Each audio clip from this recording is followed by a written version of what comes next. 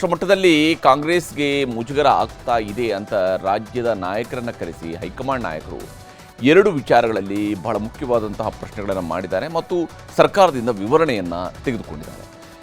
ಒಂದು 11 ಮಂದಿ ಕಾಲ್ತುಳಿತದಲ್ಲಿ ಸಾವಿಗೀಡಾಗಿರ್ತಕ್ಕಂತಹ ಆ ಕಾಲ್ತುಳಿತ ಪ್ರಕರಣ. ಎರಡನೆಯದು ಜಾತಿ ಜನಗಣತಿ ವಿಷಯದಲ್ಲಿ ಆಗ್ತಾ ಇರುವಂತಹ ಪ್ರಬಲ ಸಮುದಾಯಗಳ ವಿರೋಧ.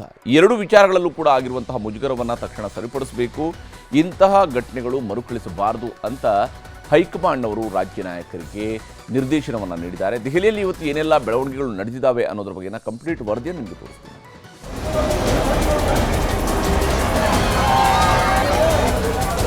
ಇನ್ನೊಂದು ಜನ ಸಾಯಬಾರ್ದಾಗಿ ನಮ್ಮದು ವ್ಯಥೆ ಇದೆ, ಅದಂತೇಳಿ ಡಿಫೆನ್ಸ್ ತಗೊಳ್ಳಲ್ಲ. ಆರೋಪಿಗಳು ಯಾರು ಅಂತ ಹೇಳಿದ್ರೆ ಸ್ವತಃ ಮುಖ್ಯಮಂತ್ರಿಗಳು. ಬುದ್ಧಿದಿಂದ ಬರಬೇಕು ಕಣ್ಣೀರು, ಜನಗಳ ಮುಂದೆ ಡ್ರಾಮಾ ಮಾಡಿದ್ರೆ ಆ ಕಣ್ಣೀರು ಬರಲ್ಲ. ಇವ್ರು ಏನೇನ್ ಯಾವ ಸಂದರ್ಭದಲ್ಲಿ ಇವ್ರ ಕಣ್ಣೀರು ಏನೇನಾಯ್ತು?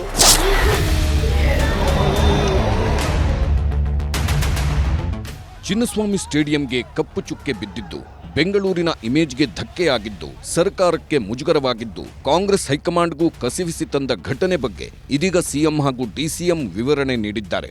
ದೆಹಲಿಯ ಎಐಸಿಸಿ ಹೊಸ ಕಚೇರಿಯಲ್ಲಿ ಅಧ್ಯಕ್ಷ ಮಲ್ಲಿಕಾರ್ಜುನ್ ಖರ್ಗೆ ಹಾಗೂ ರಾಹುಲ್ ಗಾಂಧಿ ಅವರಿಗೆ ಸಿಎಂ ಸಿದ್ದರಾಮಯ್ಯ ಹಾಗೂ ಡಿಸಿಎಂ ಡಿಕೆ ಶಿವಕುಮಾರ್ ಕಾಲ್ತುಳಿತದ ಬಗ್ಗೆ ವರದಿ ಒಪ್ಪಿಸಿದ್ದಾರೆ.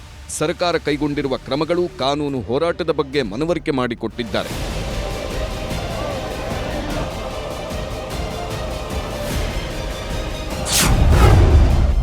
ಮೃತರ ಕುಟುಂಬಗಳಿಗೆ ತಲಾ 25 ಲಕ್ಷ ಪರಿಹಾರ ನೀಡಲಾಗಿದೆ.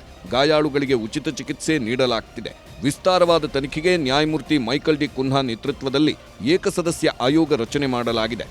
ಜೊತೆಗೆ ಮ್ಯಾಜಿಸ್ಟ್ರೇಟ್ ತನಿಖೆ ಕೂಡ ನಡೆಯುತ್ತಿದೆ. ಸಿಐಡಿ ಪೊಲೀಸರು ಕೂಡ ತನಿಖೆ ಮಾಡುತ್ತಿದ್ದಾರೆ.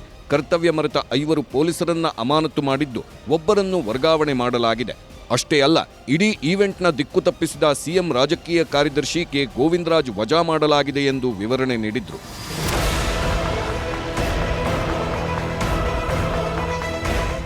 ಆರ್ಸಿಬಿ ವಿಜಯೋತ್ಸವದ ವೇಳೆ ನಡೆದಿರುವ ಕಾಲ್ತುಳಿತ ಸರ್ಕಾರವನ್ನ ತೀವ್ರ ಇಕ್ಕಟ್ಟಿಗೆ ಸಿಲುಕಿಸಿದೆ. 11 ಜನರ ಸಾವಿನ ವ್ಯಥೆ ನಮಗಿದೆ ಎಂದು ಖುದ್ದು ಸಿಎಂ ಸಿದ್ದರಾಮಯ್ಯ ಹೇಳುತ್ತಿದ್ದಾರೆ. ಇದೇ ಕಾರಣಕ್ಕೆ ಈಗ ರಾಜ್ಯ ಸರ್ಕಾರ ಇನ್ನು ಮುಂದೆ ಇಂತಹ ಅನಾಹುತಗಳನ್ನ ನಡೆಯೋದನ್ನ ತಪ್ಪಿಸಲು ಹೊಸದಾಗಿ ಕಾಯ್ದೆಯನ್ನ ರಚಿಸಿ ವಿಜಯೋತ್ಸವಕ್ಕೆ ಪಾಲಿಸಲೇಬೇಕಾದ ಎಸ್ಒಪಿ ತಯಾರಿಸಲಿದೆ. ಭವಿಷ್ಯದಲ್ಲಿ ಇಂಥ ಕಾರ್ಯಕ್ರಮಗಳ ಬಗ್ಗೆ ಮುಂಜಾಗ್ರತೆ ವಹಿಸುತ್ತೇವೆ, ಅಚಾತುರ್ಯ ಆಗದಂತೆ ಎಚ್ಚರ ವಹಿಸುತ್ತೇವೆ, ಸಾರ್ವಜನಿಕ ಸಂಭ್ರಮೋತ್ಸವಗಳಿಗೆ ಹೊಸ ಕಾಯ್ದೆ ತರುತ್ತೇವೆ, ಈ ಬಗ್ಗೆ ಮುಂದಿನ ಅಧಿವೇಶನದಲ್ಲೇ ನಿರ್ಧಾರ ಮಾಡುತ್ತೇವೆ ಎಂದು ಹೈಕಮಾಂಡ್ಗೆ ಸಿಎಂ ಡಿಸಿಎಂ ಮನವರಿಕೆ ಮಾಡಿಕೊಟ್ಟರು. ಹೀಗೆ ಸರ್ಕಾರ ಮತ್ತೆಂದೂ ಕಾಲ್ತುಳಿತದಂತಹ ಅನಾಹುತಗಳನ್ನು ಸಂಭವಿಸದಂತೆ ನೋಡಿಕೊಳ್ಳಲು ಮುಂದಾಗಿದೆ. ಸಿಎಂ ಡಿಸಿಎಂ ಮಾತುಗಳನ್ನು ಕೇಳಿದ ರಾಹುಲ್ ಗಾಂಧಿ ಕೆಲವೊಂದು ಸಲಹೆ ನೀಡಿದ್ದಾರೆ. Unfortunate incident happened. Anyway, government of Karnataka has already ordered a judicial inquiry to find out what exactly happened. During the course of judicial inquiry, party didn't want to involve into the nitty-gritty of the issue. But generally, party has clearly viewed that there should be a clear-cut pro-people attitude on this issue. ಇನ್ನೊಂದು ಜನ ಸಾಯಬಾರ್ದಾಗಿತ್ತು, ನಮ್ಮದು ವ್ಯಥೆ ಇದೆ. ಎಲ್ಲ youngsters ಸತ್ತೋಗಿದ್ದಾರೆ, ಅದರ ಬಗ್ಗೆ ವ್ಯಥೆ ಇದೆ. ಅದನ್ನ ನಾವು ಬೆಂಗಳೂರಿನಲ್ಲೂ ಹೇಳಿದ್ದೀನಿ, ಇಲ್ಲೂ ಹೇಳ್ತಾ ಇದ್ದೀನಿ. ಅದಂತೇಳಿ ಡಿಫೆನ್ಸ್ ತಗೊಳ್ಳಲ್ಲ. ನಾನು ಕುಂಭಮೇಳದಲ್ಲಿ ಸತ್ತೋದ್ರು ಅಂತೇಳಿ ಡಿಫೆನ್ಸ್ ತಗೊಳ್ಳಲ್ಲ. ಅದಕ್ಕೋಸ್ಕರ ಅಲ್ಲಿ ಮಾಡಿದ್ದಾರೆ, ಅದು ಇಲ್ಲಾಗಿದೆ, ಆ ಥರ ಹೇಳಕ್ ಹೋಗಲ್ಲ. ಇದು ಸತ್ರೆ ಎಲ್ಲರೂ ಕೂಡ ನಾವು ಅದಕ್ಕೆ ವ್ಯಥೆ ಪಡಬೇಕಾದದ್ದು ಪ್ರತಿಯೊಬ್ಬರ ಜವಾಬ್ದಾರಿ, ದುಃಖ ಪಡಬೇಕಾಗಿರುವುದು ಪ್ರತಿಯೊಬ್ಬರ ಜವಾಬ್ದಾರಿ. ಕಾಲ್ತುಳಿತದಿಂದ ಮುಜುಗರ ಆಗಿರುವುದಂತೂ ನಿಜ. ತಪ್ಪು ಯಾರದ್ದೇ ಆಗಿದ್ರೂ ಕ್ರಮ ಆಗ್ತಿರಲಿ, ಕೋರ್ಟ್ನಲ್ಲಿ ವಾದ ಮಂಡನೆ ಪ್ರಬಲವಾಗಿರಲಿ, ಸರ್ಕಾರಕ್ಕೆ ಮುಜುಗರವಾಗುವ ತೀರ್ಪುಗಳು ಬರದಂತೆ ವಾದ ಮಾಡಿ, ಮುಂದಿನ ದಿನಗಳಲ್ಲಿ ಅಹಿತಕರ ಘಟನೆ ಆಗದಂತೆ ಎಚ್ಚರಿಕೆ ಹೆಜ್ಜೆ ಇಡಿ ಎಂದು ರಾಹುಲ್ ಸಲಹೆ ನೀಡಿದ್ರು.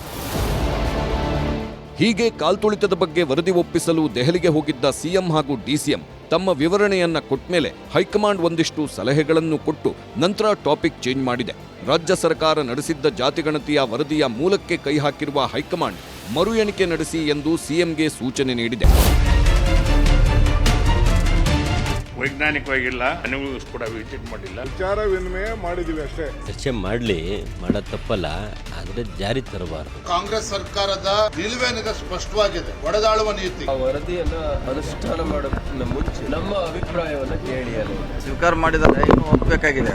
ಬೆಂಗಳೂರಿನಲ್ಲಿ ನಡೆದ ಕಾಲ್ತುಳಿತದ ಬಗ್ಗೆ ಜನರ ಆಕ್ರೋಶ ತೀವ್ರವಾಗಿರುವಾಗಲೇ ಜಾತಿಗಣತಿ ವಿಚಾರವನ್ನ ಕಾಂಗ್ರೆಸ್ ಹೈಕಮಾಂಡ್ ಕೈಗೆತ್ತಿಕೊಂಡಿದೆ. ರಾಜ್ಯದಲ್ಲಿ ಮತ್ತೊಮ್ಮೆ ಜಾತಿಗಳ ಮರುಲೆಕ್ಕ ಹಾಕುವಂತೆ ಸೂಚಿಸಿದೆ. ಸರ್ಕಾರಕ್ಕೆ ಈಗಾಗಲೇ ಸಲ್ಲಿಕೆಯಾಗಿರುವ ಕಾಂತರಾಜು ಅವರಿಂದ ಆರಂಭಗೊಂಡು ಜಯಪ್ರಕಾಶ್ ಹೆಗಡೆ ಮೂಲಕ ಅಂತ್ಯ ಕಂಡಿರುವ ಜಾತಿಗಣತಿಯ ವರದಿಗೆ ಕಾಂಗ್ರೆಸ್ ತಾತ್ವಿಕ ಒಪ್ಪಿಗೆಯನ್ನ ನೀಡಿದೆ. ಆದರೆ ರಾಜ್ಯದಲ್ಲಿ ಪ್ರಬಲ ಸಮುದಾಯಗಳ ಸಂಘ ಸಂಸ್ಥೆಗಳು ಮರು ಸಮೀಕ್ಷೆಗೆ ಆಗ್ರಹಿಸುತ್ತಲೇ ಇರುವುದನ್ನ ಕಾಂಗ್ರೆಸ್ ಗಂಭೀರವಾಗಿ ಪರಿಗಣಿಸಿದೆ. ಇದೇ ಕಾರಣಕ್ಕೆ ಕಾಲಮಿತಿಯೊಳಗೆ ಜಾತಿಗಳ ಮರು ಎಣಿಕೆಗೆ ಸರ್ಕಾರಕ್ಕೆ ಪಕ್ಷದ ಹೈಕಮಾಂಡ್ ಸೂಚನೆ ಕೊಟ್ಟಿದೆ. ಹೊಸ ಸರ್ವೆಗೆ ನಿರ್ದಿಷ್ಟ ಕಾಲಮಿತಿ ನಿಗದಿಪಡಿಸುವ ಅಧಿಕಾರವನ್ನ ಹೈಕಮಾಂಡ್ನವರು ಸರ್ಕಾರಕ್ಕೆ ಬಿಟ್ಟಿದ್ದಾರೆ. ಪ್ರಬಲ ಸಮುದಾಯಗಳ ವಿರೋಧದ ಹಿನ್ನೆಲೆಯಲ್ಲಿ 10 ವರ್ಷಗಳ ಜಾತಿ ಲೆಕ್ಕವನ್ನ ಆಧರಿಸಿದ ವರದಿ ಜಾರಿಗೆ ಕಾಂಗ್ರೆಸ್ ಹಿಂದೇಟು ಹಾಕಿದ್ದು, ಹೊಸ ಸರ್ವೆ ನಡೆಸಿ ನಂತರ ಜಾತಿಗಣತಿ ವರದಿ ಜಾರಿಗೆ ಪ್ಲಾನ್ ಮಾಡಿಕೊಂಡಿದೆ. ಜಾತಿ ಗಣತಿ ಬಗ್ಗೆ ಏನು ವರದಿ ಕೊಟ್ಟಿದ್ದಾರೆ, ಇನ್ ಪ್ರಿನ್ಸಿಪಲ್ ಅದು ಅಕ್ಸೆಪ್ಟ್ ಮಾಡಿದ್ದಾರೆ. ಆಮೇಲೆ enumeration of the cost survey ಅದನ್ನ ಬಿಕಾಸ್ ಅದು ಹಳೆಯದಾಗಿರೋದ್ರಿಂದ 10 ವರ್ಷ ಆಗ್ಬಿಟ್ಟಿದೆ, 9-10 ವರ್ಷಗಳು. ಅದಕ್ಕೋಸ್ಕರ ಎನ್ಯುಮರೇಷನ್ ಆಗಬೇಕು ಮತ್ತೆ ಹೊಸದಾಗಿ ಅಂತಕ್ಕಂಥದ್ದು ಅವರ ಅಭಿಪ್ರಾಯ. ಅದಕ್ಕೆ ನಾವು ಕೂಡ ಒಪ್ಕೊಂಡಿದ್ದೀವಿ. ಕೆಲವು ಸಂಘಟನೆಗಳಿಂದ, ಕೆಲವು ಸಮಾಜದಿಂದ ಅಪಸ್ವರ ಬಂದಿರೋದ್ರಿಂದ ನ್ಯಾಯಬದ್ಧವಾಗಿ ಎಲ್ಲರಿಗೂ ಕೂಡ ಒಂದು ಅವಕಾಶವನ್ನ ಕಲ್ಪಿಸಿಕೊಡ್ಬೇಕು ಅಂತ ಹೇಳಿ ನಮಗೆ ಮಾರ್ಗದರ್ಶನವನ್ನ ಕೊಟ್ಟಿದ್ದಾರೆ.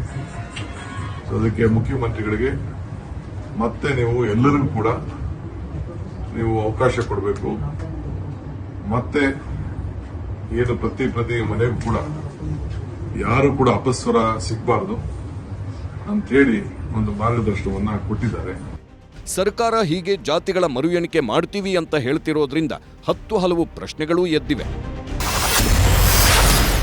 2015ರಲ್ಲಿ ಮಾಡಿದ್ದ ಜಾತಿಗಣತಿಯ ವರದಿಯ ಗತಿಯೇನು? 2025ರ ಏಪ್ರಿಲ್ 11ರಂದು ಸಂಪುಟ ಸಭೆಯಲ್ಲಿ ಜಾತಿಗಣತಿ ವರದಿ ಮಂಡನೆಯಾಗಿತ್ತು. ಆದರೆ ಮಂಡನೆಯಾಗಿರುವ ಜಾತಿಗಣತಿಯ ವಿಚಾರದಲ್ಲಿ ಇನ್ನೂ ನಿರ್ಧಾರ ಕೈಗೊಂಡಿಲ್ಲ ಸರ್ಕಾರ.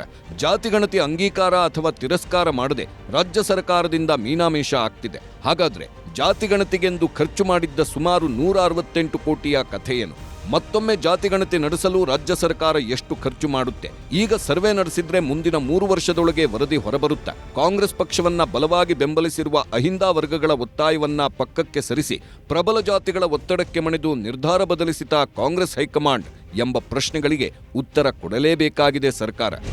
ಸರ್ಕಾರ ಈಗ ಜಾತಿಗಣತಿಯ ವರದಿಯ ವಿಚಾರದಲ್ಲಿ ಮತ್ತೊಮ್ಮೆ ಜಾತಿಗಳ ಮರು ಎಣಿಕೆಗೆ ಮುಂದಾಗಿರುವುದರಿಂದ ಅದರ ಆಧಾರದ ಮೇಲೆಯೇ ಹೊಸ ವರದಿಯು ಸರ್ಕಾರದ ಕೈ ಸೇರಬೇಕಾಗುತ್ತದೆ.